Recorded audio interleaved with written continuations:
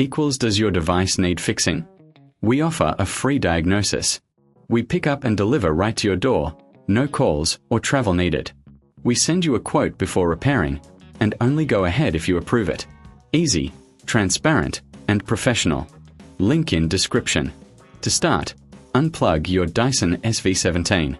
You'll need a Phillips screwdriver and a flathead screwdriver. Begin by removing the screws on the back panel. Keep them safe for reassembly. Once the screws are out, gently lift the panel off. Next, locate the motor. It's usually secured with a few screws. Remove these screws carefully. Now, disconnect the motor wires. Take a moment to clean any dust inside the vacuum. A clean interior helps with performance. Now, take your new motor and connect the wires. Ensure they are secure. Place the motor back into its housing and screw it in place.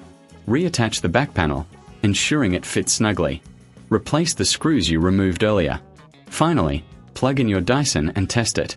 If you need help, remember we offer professional diagnosis without obligation.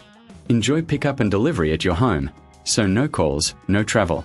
Get a quote before repair to know your costs upfront. Does your device need fixing?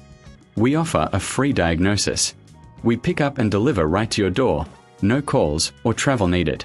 We send you a quote before repairing, and only go ahead if you approve it.